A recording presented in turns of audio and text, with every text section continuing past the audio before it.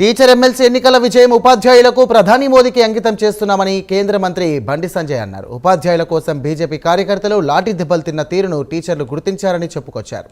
బీజేపీని ఓడగొట్టడమే కాంగ్రెస్ బీఆర్ఎస్ ఒకటై కుట్రలు చేశాయని మండిపడ్డారు. కాంగ్రెస్ బీఆర్ఎస్ కుట్రలను ఉపాధ్యాయులు తిప్పికొట్టారని అంటున్న కేంద్ర హోంశాఖ సహాయ మంత్రి బండి సంజయ్తో మా correspondent Tirupati face to face.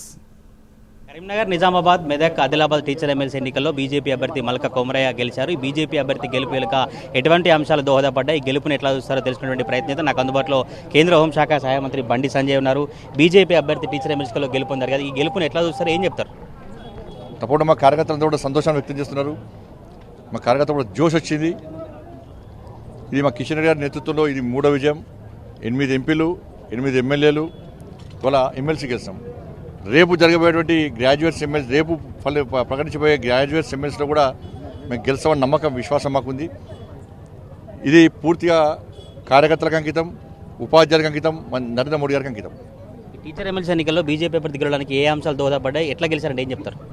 ఇప్పుడు తెలంగాణ రాష్ట్రంలో ఉపాధ్యాయులకు నరేంద్ర మోడీ గారి మీద నమ్మకం, ఒక విశ్వాసం, ఒక భరోసా, ఒక అభిమానం. ఇలా బడ్జెట్లో 12,75,000 ట్యాక్స్ ఎగ్జంప్షన్ ఇచ్చిన తర్వాత నరేంద్ర మోడీ గారు మా కోసం కష్టపడుతున్నారు. నరేంద్ర మోడీ గారికి ఓటేసి గెలిపించాలని చెప్పి ఒక నమ్మకంతో ఇలా ఓట్లేసింది. దాంతోపాటు 317 జీవోకు వ్యతిరేకంగా తెలంగాణ రాష్ట్రంలో భారతీయ జనతా పార్టీ కార్యకర్తలు యుద్ధం చేసిన తీరు, రక్తం చిందించిన తీరు, లాఠీ దెబ్బలు తిన్న విధానం, జైలుకు పోయినటువంటి సందర్భాన్ని గుర్తుంచుకొని మా కోసం ఇలా యుద్ధం చేసినటువంటి భారతీయ జనతా పార్టీ కార్యకర్తలకు మాకు సహకార్యం చేసేటువంటి అవకాశం మాకు వచ్చింది. కాబట్టి మేము కూడా నమ్మకం, విశ్వాసంతో భారతీయ జనతా పార్టీని గెలిపిస్తామని చెప్పి విశ్వాసంతో, నమ్మకంతో మేము గెలిపించారు. ఇలా ఉపాధ్యాయ సంఘం కూడా మాకు కష్టపడి వాళ్ళ ఇతర సంఘాలన్నింటి మద్దతుతో ఇలా మాకు గెలిపించే ప్రయత్నం చేసినాయి. ముఖ్యంగా మాకు భారతీయ జనతా పార్టీ కార్యకర్తలు కష్టపడ్డ తీరు ఈరోజు ఈ విజయ సహకారానికి ఇవాళ నిదర్శనమైంది. కాబట్టి ఈ విజయం అంతా కూడా మా కార్యకర్తలకు, ఉపాధ్యాయులకు, మన నరేంద్ర మోడీ గారికి అంకితం.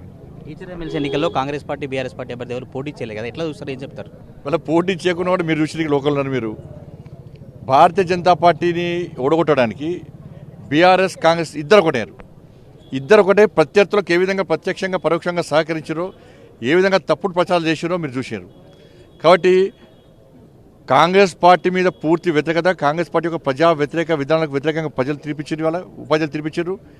మేమే ప్రధాన ప్రతిపక్షం చెప్పుకునేటువంటి బీఆర్ఎస్ పార్టీకి చెంప చెల్లుమనే విధంగా ఇవాళ తీర్పునిచ్చారు.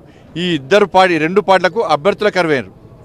అయినప్పుడు కూడా బీజేపీని ఓడగొట్టడానికి ఏ విధంగా కుట్రలు చేసారో తెలుసు. కాబట్టి ఆ కుట్రలు ఫలించలేదు. ఉపాధ్యాయ వర్గాలు వాస్తవాలు వచ్చినాయి.